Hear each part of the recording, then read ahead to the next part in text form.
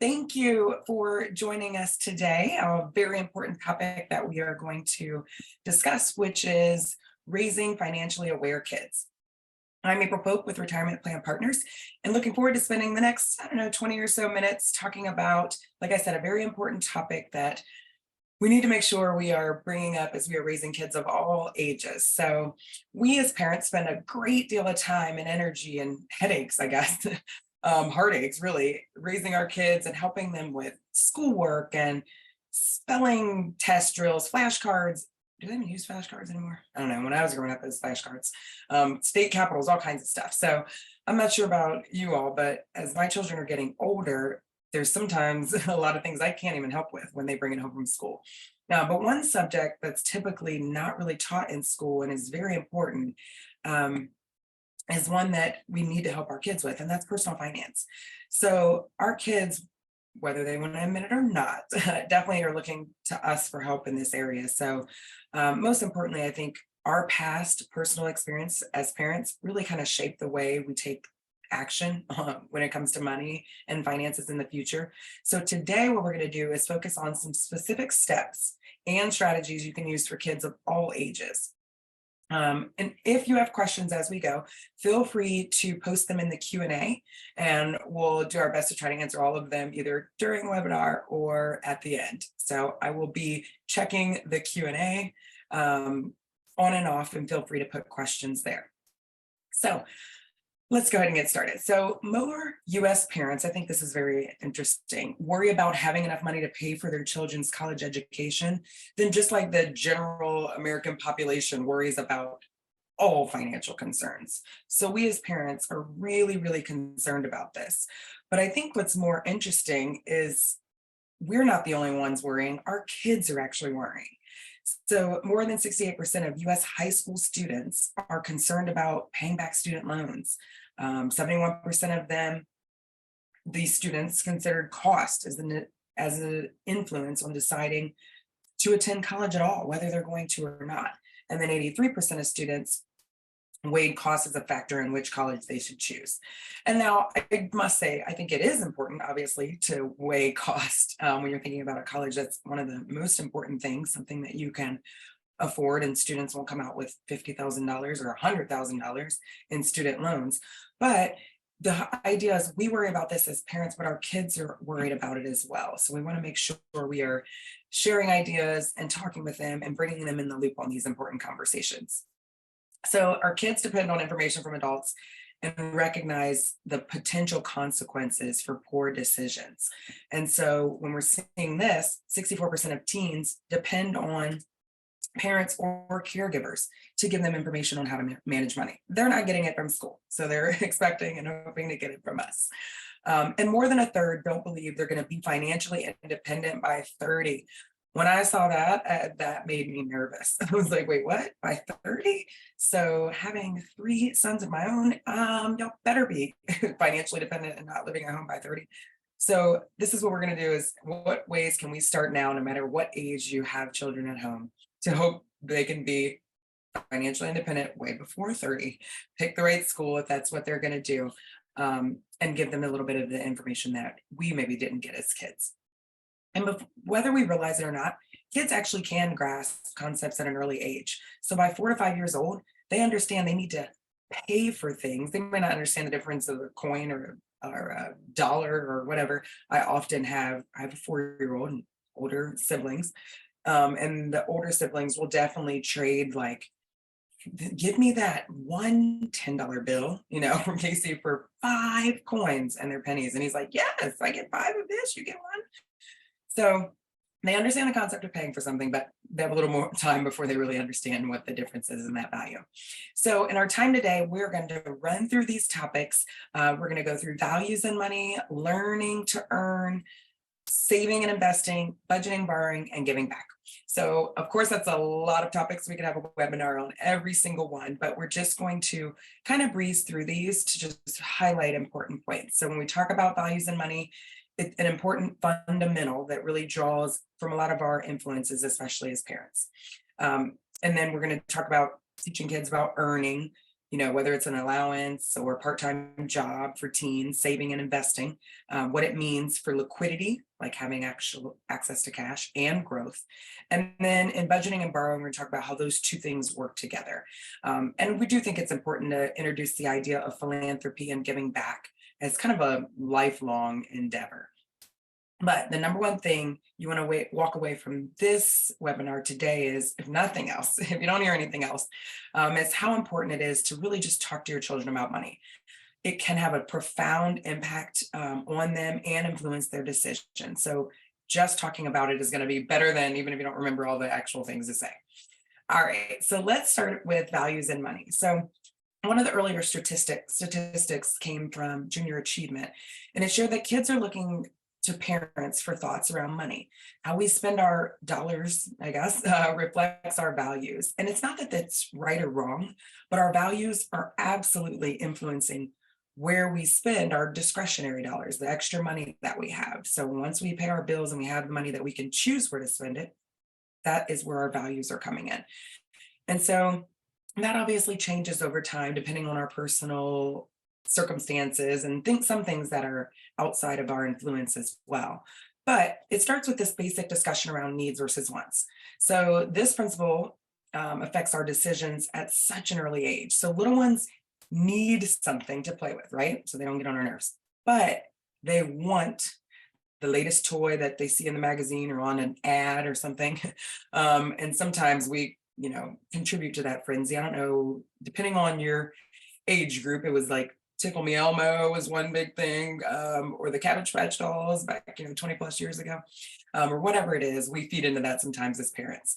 Another example is teens need shoes, of course, but they want the latest designer, whoever it is, some football player put their name on some shoes, and now they want to buy those for $300. That's not a need, that's a want. So it's really about modeling living within your means and helping kids recognize the difference between those needs and those wants. So another thing you can do is, if you're in the market for a car, bring your kid along so you can talk through the choices about needs and wants. So like, as a family, we need a reliable, safe car that we can all fit in. Anything above that is a want. So it's a good lesson to have our kids understand our whole thought process as we choose how much to spend based on the things that are important to us and what we value. So the more they're involved, the better it is. Just for some context on these teens, if you have teens, this is a little, not too old, but this is the fall 2019 study on where teens spend money. Clearly, brands matter amongst teens. I mean, why do you think advertisers target teenagers? Food is also very important to teens. In the same study, Chick-fil-A was the number one place where teens are spending their money. So as you see, these are teens. Teens don't even have money. They don't even have that much money. So when it says this is what they want, this is where our dollars are going, because we're the ones usually that are giving them the funds to spend. So the clothing brands, whether it's handbags, shopping websites, footwear brands, these are all name brands. I looked on this thing, I saw like Gucci, like what teens are buying Gucci? 9% are spending money there. I mean, okay. So clearly, you just have that conversation with kids about, where your money is going. And really, we'll talk about this in a little bit is the opportunity cost. You're spending all this money on these everything name brand. What are you not doing with that money? You're not saving it. You're not investing it. You're not maybe spending it on other things that are important to you, like if travel is something important, or sporting events, or whatever it is, experiences. Let's just say that. Okay, so there's 5 key concepts kids need to understand about money and that we can teach them. So for starters, we need to define money. So we go to the dictionary, Merriam-Webster. Money is something generally accepted as a medium of exchange, like a measure of value or a means of payment. So helping your kids understand that money is for exchanging. They understand, usually at a pretty early age, bartering. That's a pretty easy concept for kids to understand. And, if you play store or something with the little ones, and there's so many children's books and everything, but really helping them understand that money is something you use to exchange to get something else that you want. And then kids at all ages should really understand generally that different costs are associated with different things. So take your kids to the grocery store, or let them sit with you on the app if you're using Instacart or something. I know it's not the best to take them to the grocery store, at least in my experience, but letting them see the different prices and things, maybe shopping online might be a little bit better. But let them see those difference in prices, comparison shop. This is something that actually our kids see right now when we take our vacations, and now that we use Instacart and have the groceries delivered, I have two things up. I've got the Kroger and I've got the Aldi up. And so they're like, why are we doing this? Why are we going back and forth? And I'm like, oh, well, I'll see where it's less expensive and we're going to get it there. So just giving them that idea, like, oh yeah, I don't have to get everything at one place. Maybe I can have, comparison shop and save myself some money. Maybe letting them know about how much their summer camps cost, basketball camps, sporting camps, really engaging them in the decisions around those extracurricular activities is what's important and what's going to help them. Number three, what is something worth? So it's kind of like when they buy something they need, they understand it's not just the price of the item, but how it relates to the value of that item. So give you a personal example, very close to home. My kids, I think they have a grasp on worth. So we have a little game room that's next to the living room, and I can hear them like trying to sell each other stuff, like silly stuff, like phone chargers and food. And like, you need my phone charger? $10, you need this, whatever. And then I'll hear, whatever, it's not even worth that. So here, I think we kind of have an idea of what something is worth. I think we need to work on a grander scale, but I'll take it if they at least understand the concepts. Because kids can comprehend, the idea, scope, and size. And these even start as early as toddlers with blocks and shapes. So when we talk about cost, the idea of value and worth can easily be expressed in terms of what they provide for us. So, for example, gloves, they might cost $10, but they provide, the great value in keeping your hands warm and you're not getting frostbitten when it was like negative 30 degrees recently. And ultimately, it leads us to those choices. So older kids, planning an outing or a vacation is a good exercise, starting with, two options, which might cost obviously different things, but as a family deciding which one provides more of a valuable experience.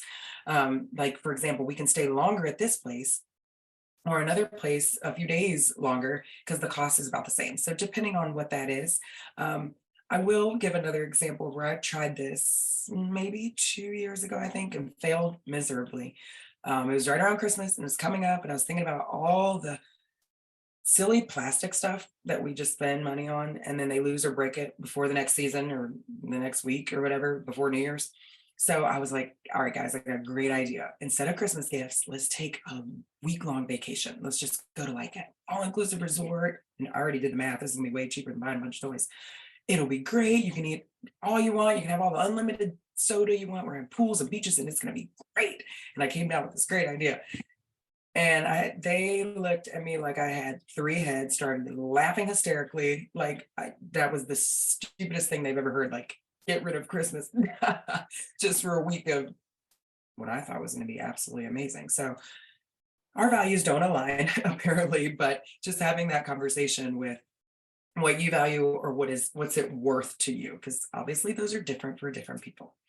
So opportunity cost is something I mentioned earlier, we'll come back to, but opportunity cost pertains to all those alternative options we give up every time we make a decision. So when we're talking to kids about this, if you go to the movies with your friends, you can't go to the birthday party that's happening at the same time. So the opportunity cost of going to the movies is you miss out on the birthday party. For older kids, I think putting numbers, this is really, really good, is putting actual numbers to that. So for example, they give up babysitting and they could have earned $40 for babysitting. Instead, they decided to spend $70 going to some concert. So they're like, oh, well, I just lost $70. No. Think about the opportunity cost. So you spent 70 and you did not earn 40. So the true cost of that concert is $110. So keep that in perspective of, it's not just what you spend, it's the opportunity cost of what you are not earning at that time. And so that's what I was referring to when we talked about buying the expensive brands. It's like, well, you can buy some shoes for a decent amount, but if you're spending a lot of money on those name brands, what's the opportunity cost? You didn't save that and let that grow, or possibly, hopefully invest it. And the last idea is simply around using the experiences and tools that are available. So little ones, it's a piggy bank or something like that. Older kids, a savings account, even a retirement account. So if they're working, they can start a retirement account. But using every opportunity to involve the kids in the choices and helping them make those decisions, either this or that. It can't be everything. You can't have it all. All right, so let's move into learning to earn. So our next discussion is really about earning, and we need to explain this concept of income. So explain that most adults, we have jobs that pay us money for the work we do.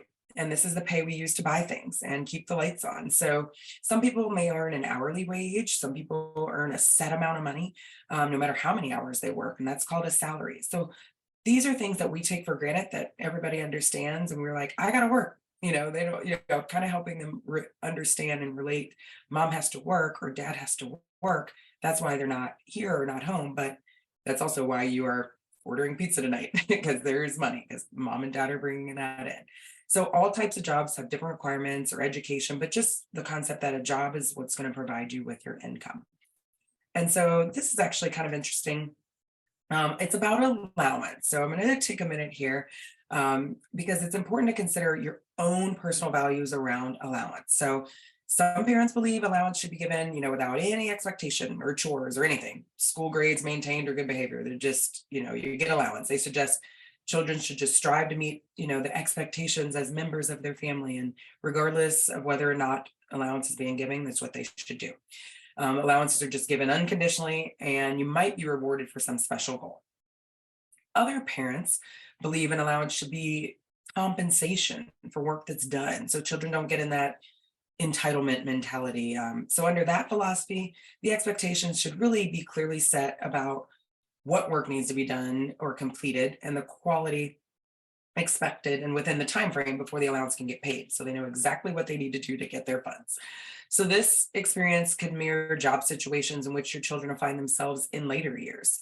So rather than relying on just a set allowance, some parents develop their own system of providing children money for expressed wants and needs based on circumstances. So that philosophy supports budget considerations and can be used to, encourage the development of work ethic and manage a child's purchasing power, things like that. Bottom line, it's about learning. Accept the fact that they're going to make mistakes. You're going to make mistakes as a parent. Try something. It's part of the process. So better that they should make those mistakes if you're helping them spend their money and earn their money. Make the mistakes now while there's not really huge consequences, better than doing that later in life. So whatever you choose, it should provide a way to help your kids grow and not really have, that struggle about where money comes from. Should I spend it? Just understanding, being consistent on the timing, the expectation and amount, and communicating that to your kids. That's going to be the most important part, and making sure it aligns with your values. All right. So if you can bring your school age kids to work, here's some ideas for learning to earn. Take them with you. Sometimes they have, well, nowadays after COVID, I don't know if people go to work anymore, but maybe jump on a webinar. I sometimes have my little one that just happens to run in here. He sees that I'm working. But if you have those, take your child to work day, that's cool, so they can see what you're doing, or maybe a relative or a friend. Also, obviously encouraging your kids to get a part-time job if they can, an internship. If they do work raking leaves, shoveling snow. My kid yesterday was washing cars because it happened to be a really nice day. Just helping them keep track of maybe their work experience on a resume. It doesn't have to be formal, but just something to get into the habit of, I did a job. I gained some experience. Let me record that in case I need it in the future.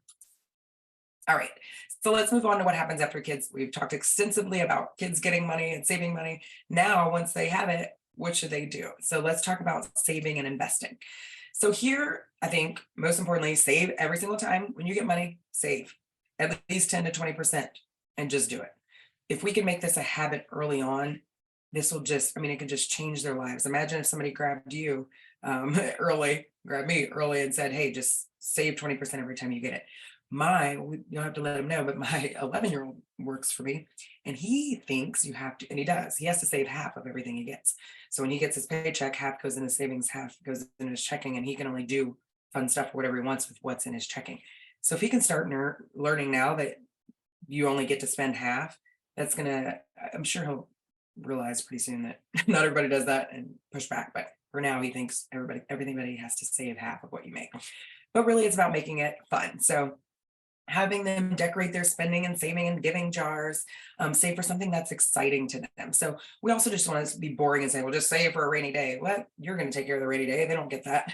If they're older, you may be able to say save in case you break your cell phone and need to pay the repair cost or something. But whatever it is, helping them, making it fun, helping them set a goal, watching it grow. So there's so many apps and things where you can see your funds growing, and consider matching. So this is something that we're doing for our kids to buy their first car.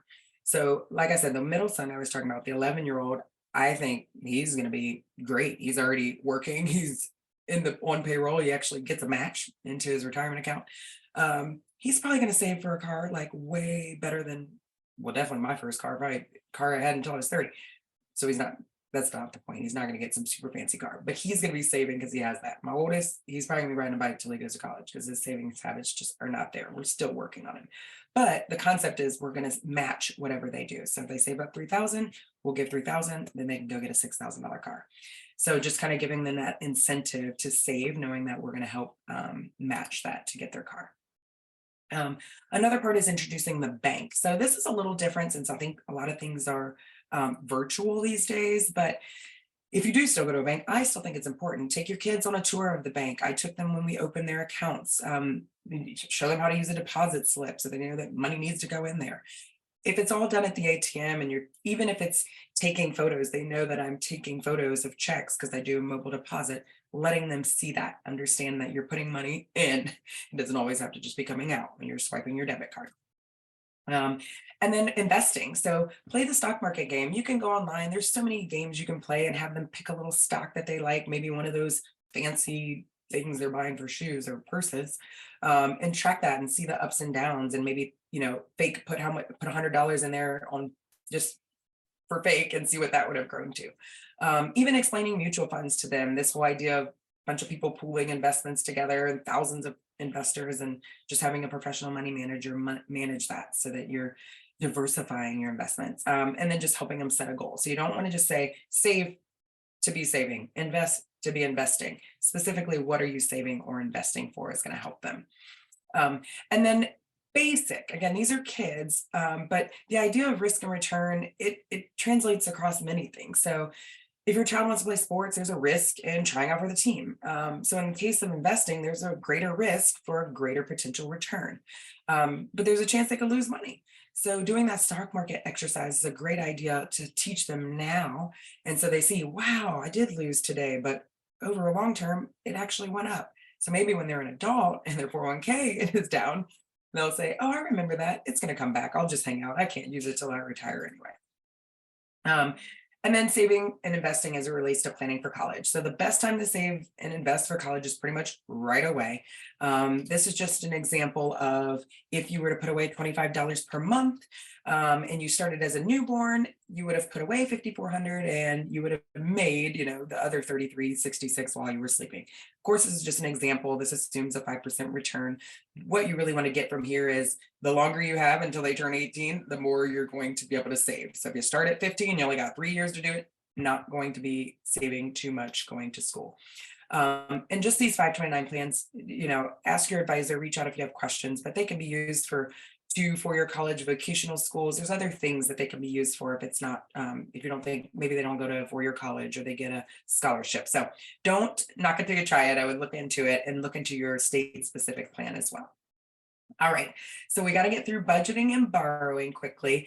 So budgeting and borrowing is really the idea of giving your kids budgeting responsibilities. So maybe their lunch money, making sure they get a certain amount. And if they go over, they don't, of course you can give them food, but they need to pack is the whole idea if they spend it all.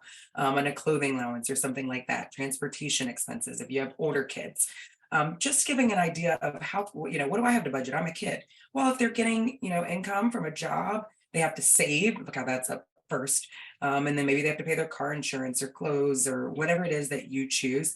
The main point here is helping them write it down so they understand money in, money out, plan it on paper, on purpose before the month begins. And they could definitely use your help with that. When it comes to building credit, I'm not going to spend too much time here, but the idea is teaching your kids that there is something called credit and there is something called a FICO score, and what that kind of looks like and what a FICO score is made out of. And the idea here is obviously it's debt. So it's how do you pay your debt on time? Well, how much debt to credit do you have? How long have you been in debt?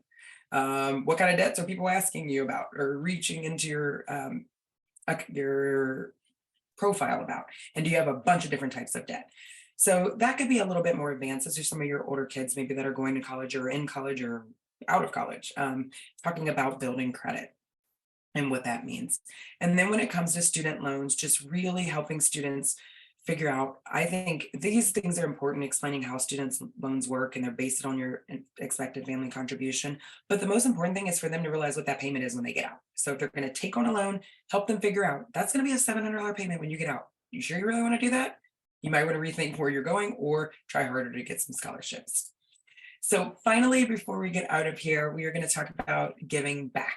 So giving back here, we're talking about this, starting this lifelong service. So giving, making sure they have a give bucket, volunteering as a family, maybe donations for birthday parties or doing something like that. It doesn't have to be monumental. And I even have my kids for their giving bucket, when they do save for giving, that's what they use when they want to go buy their friend's birthday gift. So they save for themselves, but then they also have something they save to give to others. And so an idea of having something that you do want to have money that you can do fun things with and help other people with as well. So this is a long, long journey with our kids. Teaching them to be financially aware is, not setting a goal to be, grow up being rich and famous or anything. We just want to give them the tools to make thoughtful choices about how they earn, consume, invest, and give their dollars. They're going to be grown up soon, and there's going to be ups and downs, but these are really good lessons to learn. So really just being an active financial educator for your kids, talking to your kids regularly, encouraging them to dive deeper. And if there is a financial literacy course at their school and it's optional, sign them up. Make sure it's not optional for them. Make sure they take it, just so this is the information that they're going to be able to take with them forever and hopefully help them grow into financially responsible adults. So if there are any questions, feel free to put them in the Q&A, or if you think of them when you get off, you can always reach out and email. We're happy to answer those questions later. I want to thank you all for attending today, and we will be back with more webinars. So keep an eye out on your email for upcoming webinars and join us for the next one. Thanks again. I'm April Pope with Retirement Plan Partners. Have a great day.